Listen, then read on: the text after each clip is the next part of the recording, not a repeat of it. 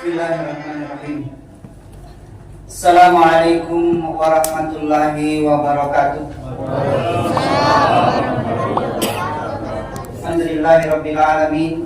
Syahrul Ramadan alladzi unzila fihi al-Qur'an hudan linnas wa bayyinatin minal huda wal furqan. Asyhadu an la ilaha illallah wahdahu la syarika lah wa asyhadu anna Muhammadan abduhu wa rasuluh. Allahumma salli ala sayyidina Muhammad wa ala alihi wa ashabihi ajma'in, amma ba'd. Bapak Ibu kaum muslimin dan muslimat sidang jamaah tarawih yang insyaallah dimuliakan oleh Allah Subhanahu wa taala. Salah satu hikmah yang besar yang ingin diajarkan oleh Allah kepada kita dalam pelaksanaan ibadah puasa di bulan Ramadan, Allah ingin mengajarkan satu karakter yang namanya karakter kesalehan sosial. Artinya, didiklah diri kita, belajarlah di bulan Ramadan ini, ajari diri kita, keluarga kita, anak-anak kita, tidak hanya memiliki kesalehan individual, tetapi memiliki kesalehan sosial. Yang dimaksud dengan kesalehan sosial adalah kepekaan sosial jamaah sekalian. Kepekaan terhadap orang lain, merasa ada rasa kasih sayang kepada orang lain, ingin membantu kepada sesama. Ajarkan kepada diri kita, anak-anak kita tentang itu di bulan Ramadan ini. Jadi, dan tidak hanya sekedar sebuah teori saja tentang kesalehan sosial itu, tetapi langsung praktikkan. Apa bentuk kesalehan sosial yang saya maksud jamaah sekalian? Yang saya maksud dengan kesalehan sosial adalah ajarkan kepada kita, anak-anak kita untuk berzakat, berinfak dan bersedekah. Itu yang saya maksud dengan pendidikan atau karakter kesalehan sosial. Ajarkan kepada anak-anak kita, kepada diri kita tentang itu.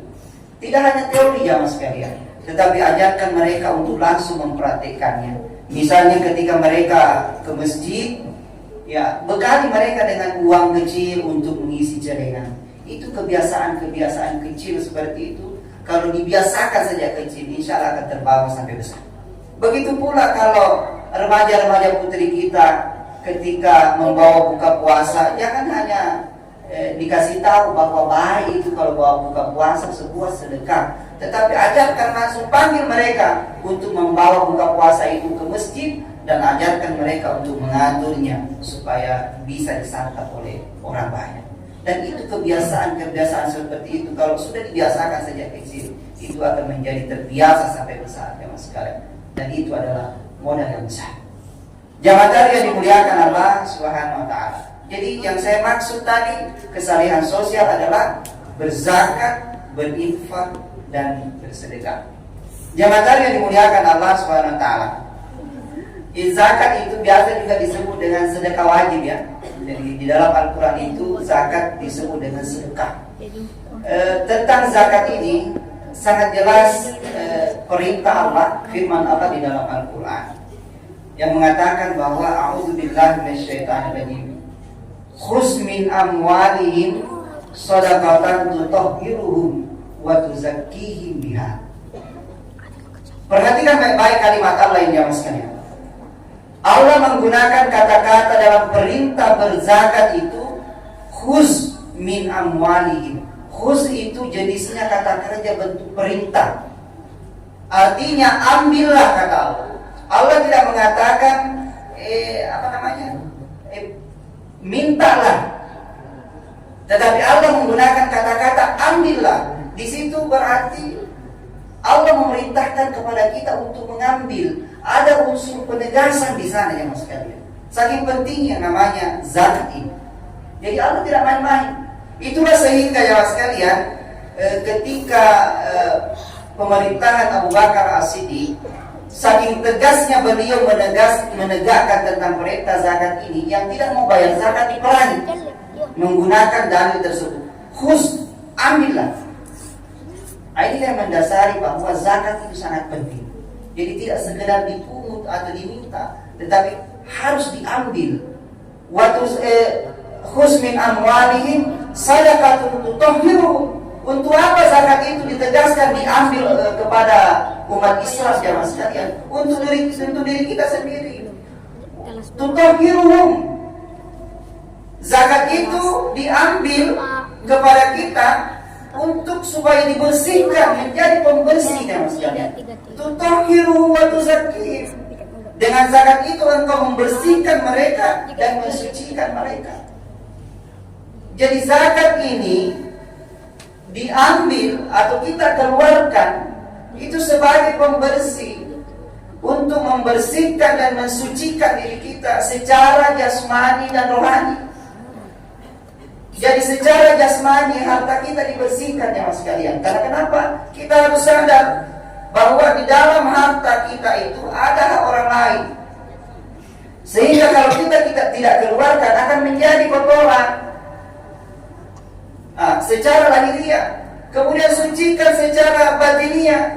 Jadi dengan mengeluarkan zakat, batin kita juga dibersihkan dari apa? Dari sifat kikir, bakhil, tamak. Inilah sehingga Allah memerintahkan tidak main-main untuk mengambil zakat di antara kita, supaya kita dibersihkan secara lahir dan secara lahiriah dan rohaniah. Jamaah yang dimuliakan Allah Subhanahu wa taala, sebenarnya zakat ini maknanya bukan hanya membersihkan. Beberapa makna terkait dengan zakat ini, misalnya zakat itu selain sebagai pembersih juga bermakna barokah. Jadi ketika kita mengeluarkan zakat, berinfak dan bersedekah, itu berarti Allah akan memberikan keberkahan kepada harta kita. Apa yang dimaksud dengan keberkahan jamaah sekalian? Dengan mengeluarkan zakat maka harta kita akan berkah. Artinya harta kita itu akan memiliki manfaat yang lebih banyak daripada ketika kita tidak mengeluarkan zakat. Akan memberikan manfaat buat diri kita dan buat orang lain.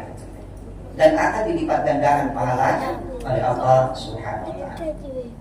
Kemudian zakat juga bermakna tumbuh dan berkembang. Jadi dengan mengeluarkan zakat ya mas sekalian, maka harta kita itu akan tumbuh dan berkembang.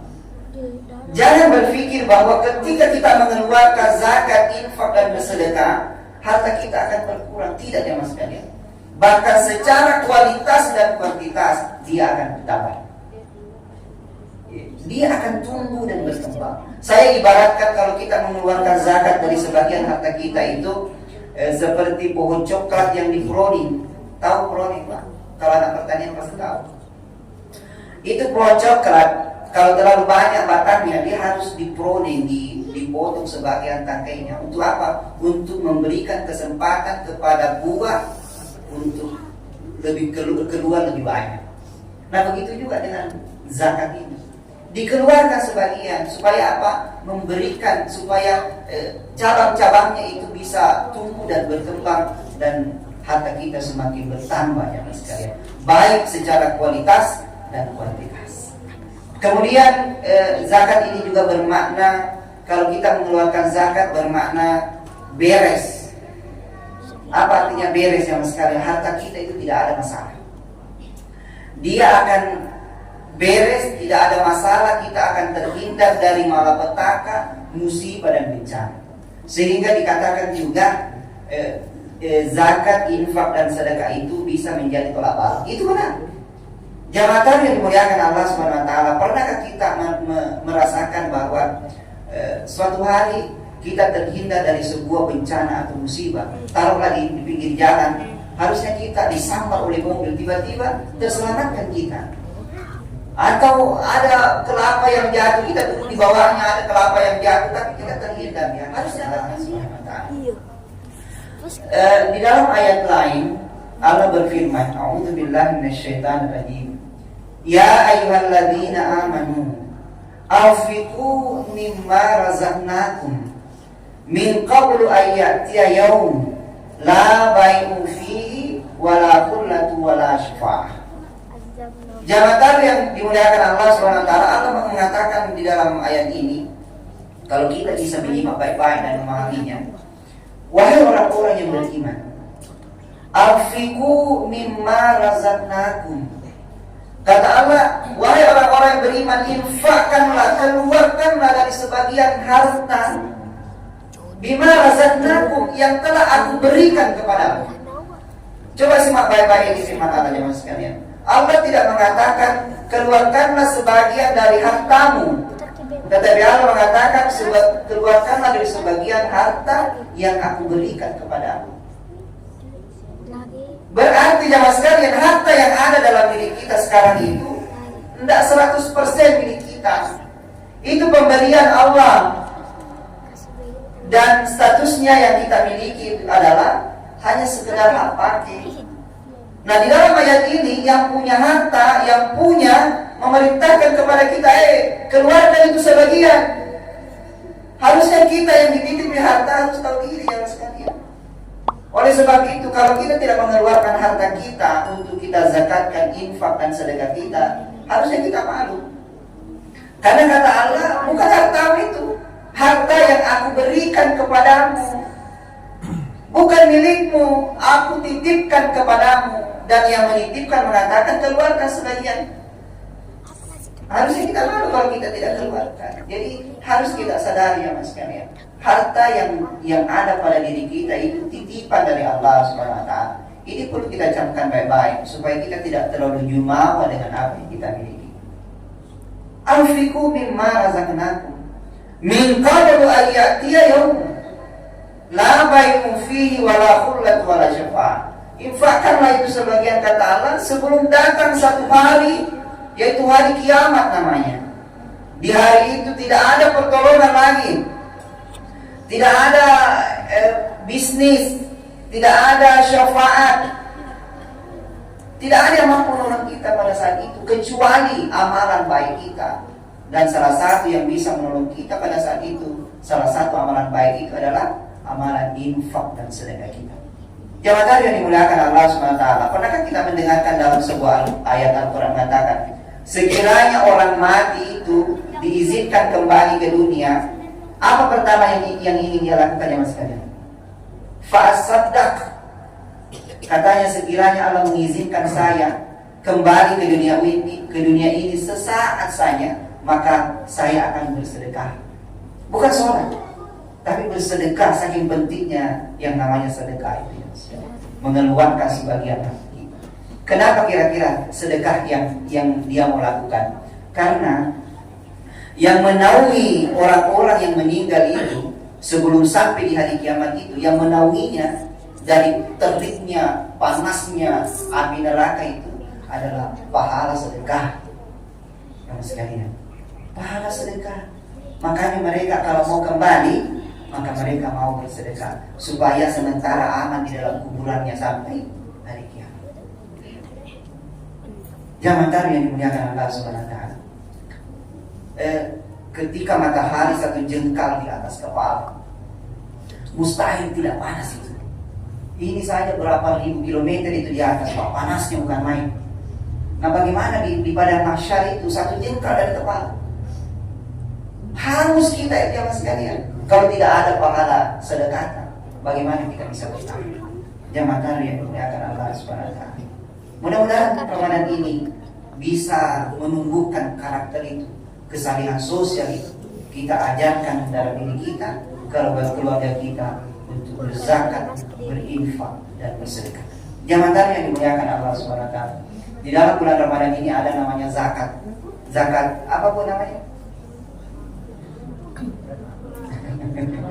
Zakat fitrah. Zakat fitrah di bulan Ramadan tak? Zakat itu ada dua, ada tiga dengan biru. Zakat fitrah, zakat mal dan zakat mall.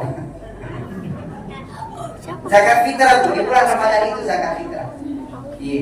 Zakat itu sudah ditentukan jumlahnya dan waktunya. Jadi zakat fitrah sudah siap zakat fitrah tak? Ada UPZ yang sini balik, iya, sudah ditentukan oleh Basnas itu sekian. Jadi sebelum khatib naik di atas mimbar, bayar itu zakat fitrah. Misalnya ada bayi yang lahir pada malam harinya, maka wajib juga dikeluarkan zakat fitrah. Bahkan ada bayi yang lahir sebelum khatib naik di atas mimbar, maka wajib dibayarkan zakat fitrah memang. Kalau zakat mal, nah itu ketika sudah cukup nisab dan haulnya baru boleh dikeluarkan. Jamaah yang dimuliakan Allah SWT, mudah-mudahan ini bisa menjadi bahan renungan bagi kita, bisa menjadi bahan pelajaran bagi kita semua. Lebih dan kurang mohon dimaafkan. Wabillahi taufiq wal hidayah. Assalamualaikum warahmatullahi wabarakatuh.